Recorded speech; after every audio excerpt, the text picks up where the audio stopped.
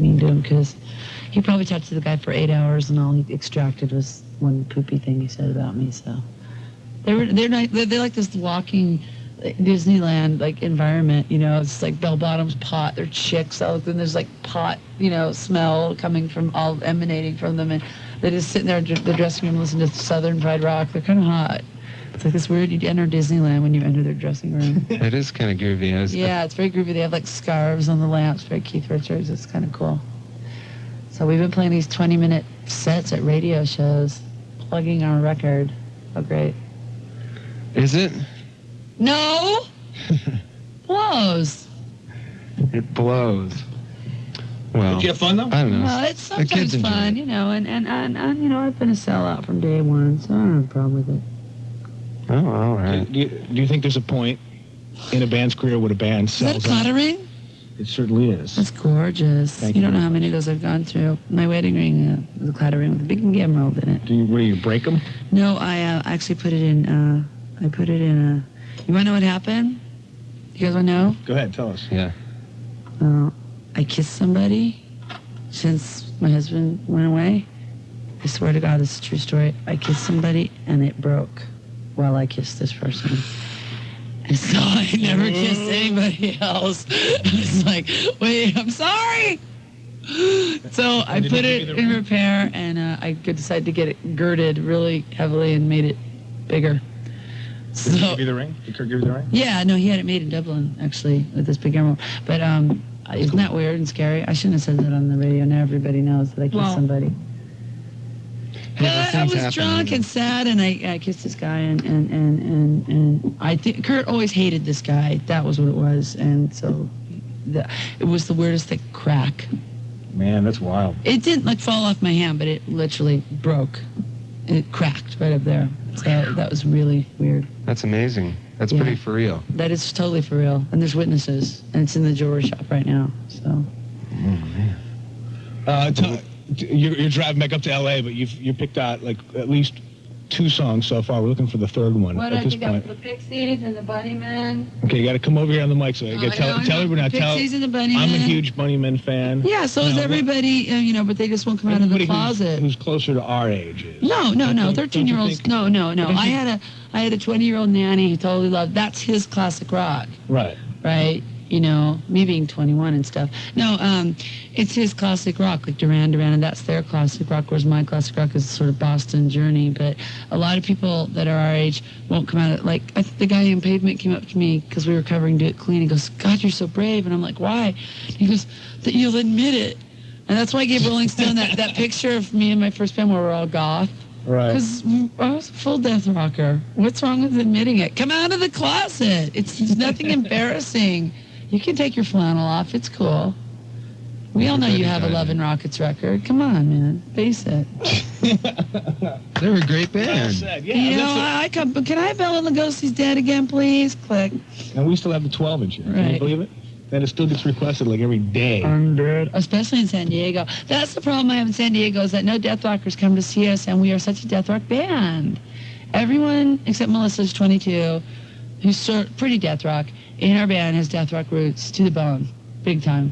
I have a picture of Patty, she's so busted, skull, like earrings, you know, and Eric just full black hair, all teased, and Billy Pumpkin, you know Billy Pumpkin, that was one person Kurt hated. Anyway, he, I got another one. There's a song about me and Kurt on this REM record, and I'm not being Angie Bowie, called Crush with Eyeliner.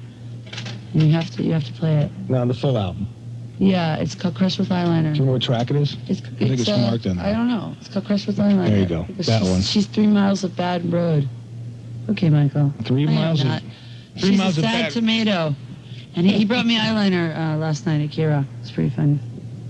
So, but of course it was Aveda, like I said. Right. In Rolling Stone.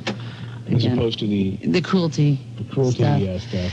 Yeah, so but... Are you going to come back? What's the... San Diego? No, well, I really think, you know, I know there's like this huge like goth scene here, and my whole thing is that like the first 2 girls to get samplers win, right? It's like, why do 99.9% of all men on the planet have an Emacs? You know, they're so easy to work.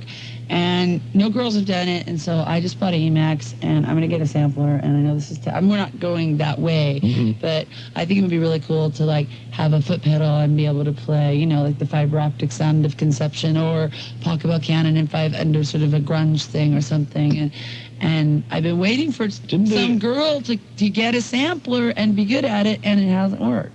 And you'd hire her?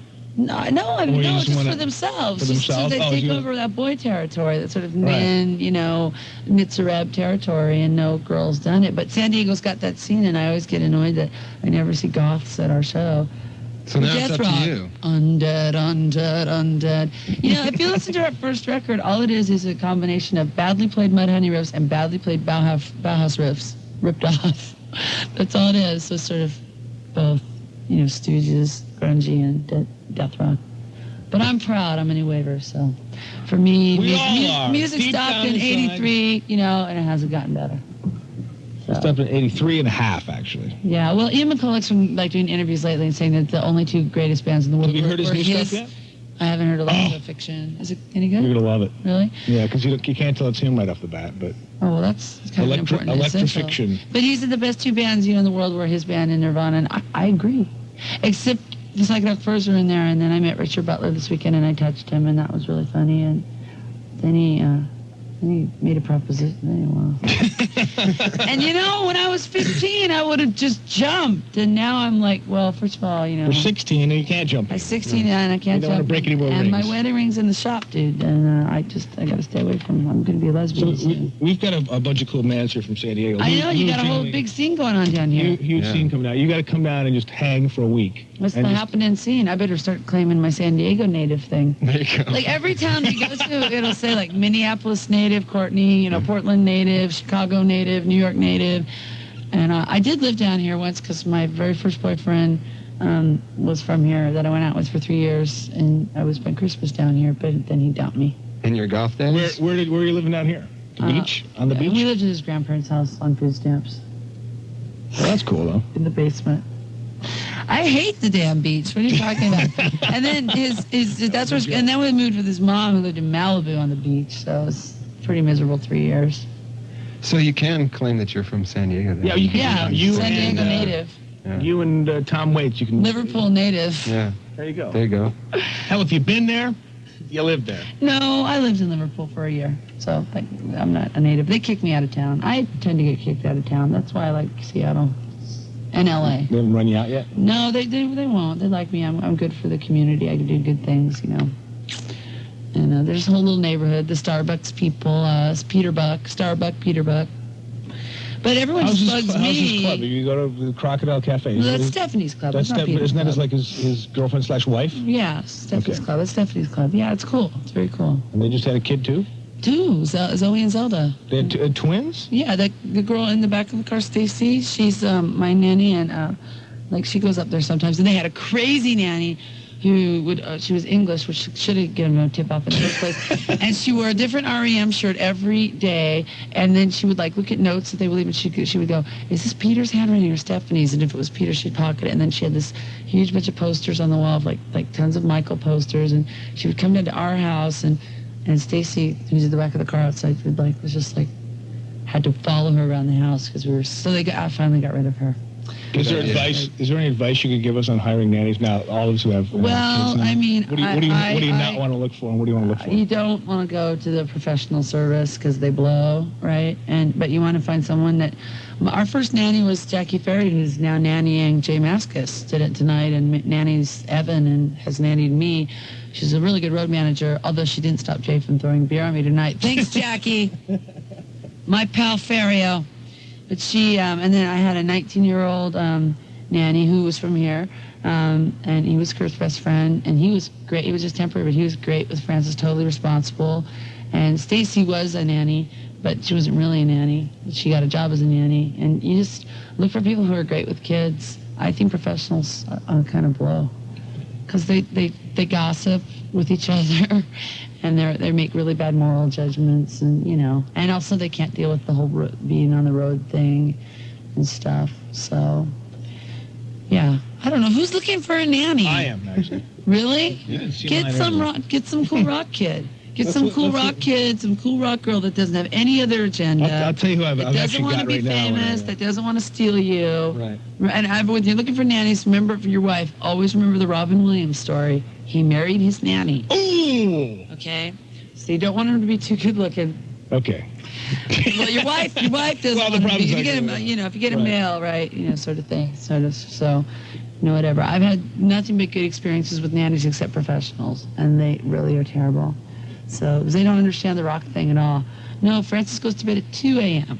That's fine, because we all get up at 11. That's right. So, and that's nothing got up at wrong 6. with her. Right, and it's time for, what time does she poo? What do you mean, what time does she poo? When she wants. to. Right, exactly. So, that's the thing. So play Chris Liner and play a PJ Harvey song, because you guys, Which one do you want? off something off of Rid of Me. Rid of Me would be good. Okay, I don't know if we got that one in here, but I'll get that on my own. I think it's sort of pathetic how she was ignored. Crush with eyeliner first. Yeah. So that'd be the good. question, but Lou, guys, you tell about the Bunnyman song. Why this song and why this album? Because this is way before they became huge. It's just, well, they should. Over The the whole wall. thing is like with the Well, second quote- person, quote the unquote Bunnymen, huge, yeah. is that if these records had come out after Nirvana, they would be huge. And that's what's really sad. So that's why I'm glad I got this job producing the Tank Girl soundtrack, because I'm going to try and bring back these songs. And I had to record talk. Me and the director she's done all the produced all the John Waters films. So we totally like hit it off. But the record company guy had to be a record company guy. So, they had to get like, well, we're getting a Bjork song. I'm like, okay, fine. But, we're going to put Shove on there, like the really great L7 song, and Touch Me, I'm Sick, probably, or Sweet, a really good Mud Honey song that should have been huge but wasn't. They were just here. The Honeys. Yeah, I saw them last night, actually. Sure, on Saturday. Yeah, they're really good. They're like family. And it's just really sad. And like Richard Butler singing, like they never got their dues and stuff, really. It just makes me sad. So from now in the future, you'll be known as like the purveyor of new wave since... Well, I want to sell this record as like having, the beginnings of grunge and the songs that like would have been, these kids know about, because on Flashback weekends on K-Rock, those kids love that. Right. Anything but Boingo, is where I'm at. And the best thing about it is there's Boingo sleeping right now, so they can't hear us. The I've Bunnymen will got a still be really up. good piece of Boingo dirt. Can I gossip just for a second? No, go ahead. I don't think she minds, and I really love her. Kim Gordon was Danny Elfman's girlfriend for 2 years before she moved to New York. And she told me, I'm like, can I tell people that? And she said, yes, but I just did it on the radio, so I don't know if she's going to be too happy. Oh, God, now I'm in trouble. Oh, my God. Oh, I better leave. And Courtney, believe thank you me, very anything much. you've heard about me is not true at all. Don't believe the type. Nothing. Not even the type. No rumor, nothing. You know what? I go to church every day, and I don't talk. So, thanks for letting us play, and thanks those kids for coming, and thanks for the Black Crows for giving me a contact high from all that pot that was coming in under the door. Okay, I gotta go. All right. Thanks for coming in. Thanks. It's Crush with eyeliner on 91X for Courtney. Bye.